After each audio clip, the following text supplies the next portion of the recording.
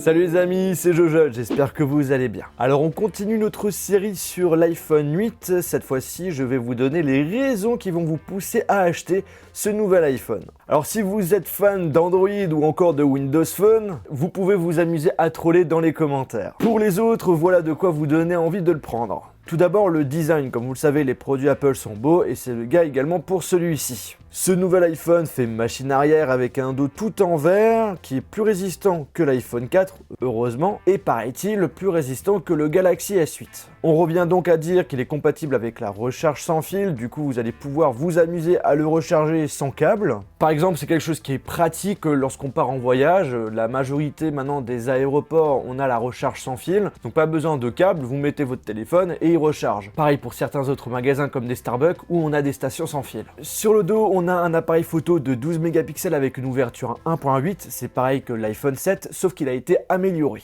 J'en parlerai plus en détail dans ma vidéo de test, mais d'après les premiers échantillons, eh bien les photos sont plus claires et plus nettes. Et la différence est plus frappante, surtout en faible luminosité.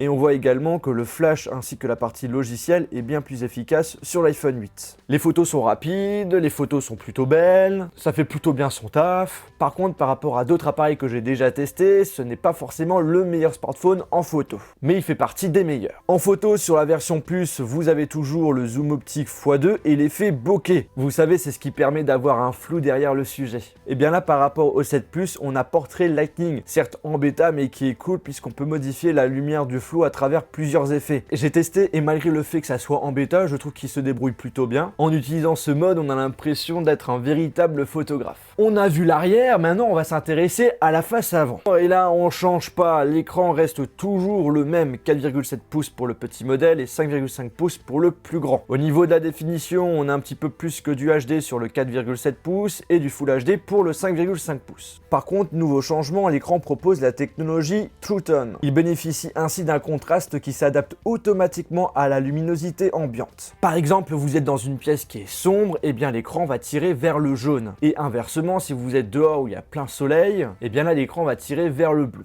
Dans un certain sens, c'est bien. Par exemple, lorsque j'utilise mon téléphone durant la nuit, eh bien ça me fait moins mal aux yeux. Et dans un certain sens, c'est moins bien puisque les couleurs sont moins naturelles. Donc en gros, si vous voulez voir une vidéo ou des photos avec la meilleure qualité possible, il faudra aller dans les réglages et désactiver l'option True Tone. Enfin, on a aussi Touch ID sur cet iPhone, contrairement à l'iPhone 10 qui a plutôt Face ID. Donc du coup, Touch ID, c'est le capteur biométrique qui permet de déverrouiller votre appareil avec vos doigts et également de faire quelques achats sécurisés avec vos doigts. Apple n'a pas précisé si c'est une nouvelle version par rapport à l'année dernière, mais dans tous les cas, comme sur l'iPhone 7, c'est extrêmement rapide. Maintenant, on rentre dans les entrailles de la bête avec son processeur A11 Bionic. Processeur hyper puissant qui permet de rendre le téléphone encore plus rapide et qui vous permet de bénéficier de la réalité augmentée, qui est tout simplement le nouveau champ de bataille d'Apple. Et ils n'ont pas que amélioré le processeur, puisqu'il est équipé de nouveaux gyroscopes et d'accéléromètres. Après, je ne vais pas vous mentir, bien entendu, la réalité augmentée, on peut les avoir sur d'autres appareils Apple. J'ai justement fait la petite comparaison avec l'iPhone 7, et ce que j'ai remarqué, c'est que l'iPhone 8 se débrouille mieux. C'est plus précis et il n'y a aucun lag, alors que sur l'iPhone 7, il y avait de temps en temps des petits temps de latence. Mais ça restait quand même léger. Donc du coup, si vous voulez avoir la meilleure expérience possible avec la réalité augmentée chez Apple,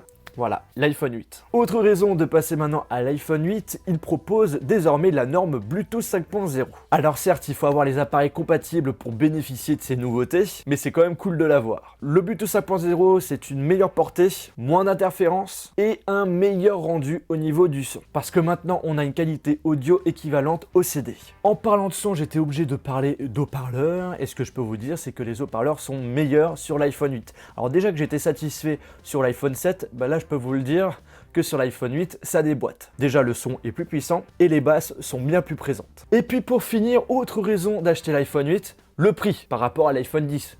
Bien sûr. Parce que justement, vous avez la puissance de l'iPhone 10 pour moins de 350 €, ce qui est pas négligeable. Alors je sais qu'il y aura certains qui vont dire que cet iPhone sert à rien et qu'il vaut mieux attendre l'iPhone 10. Moi je dirais pas ça, au contraire je pense que c'est une bonne stratégie de la part d'Apple d'avoir fait ça, parce qu'aujourd'hui j'en suis convaincu qu'il y a plein de consommateurs qui sont pas prêts à avoir un iPhone sans bouton Home, des consommateurs qui seraient éventuellement bouleversés d'avoir un téléphone avec une face qui est tout simplement un écran, et également des consommateurs qui sont peut-être pas prêts à mettre plus de 1000 € sur un téléphone. Donc du coup, au contraire, Apple a été plutôt intelligent en proposant cet iPhone 8. Et bien écoutez les amis, cette vidéo est terminée, j'espère que ça vous a plu. Si c'est le cas, je vous invite à lâcher un gros pouce bleu. N'hésitez pas à me dire en commentaire quelles sont selon vous les raisons d'acheter cet iPhone 8. Je vous mettrai dans la description une playlist regroupant toutes mes vidéos sur l'iPhone 8 si vous les avez toujours pas vues. Et sur ce, on se retrouve dans une prochaine vidéo. Salut!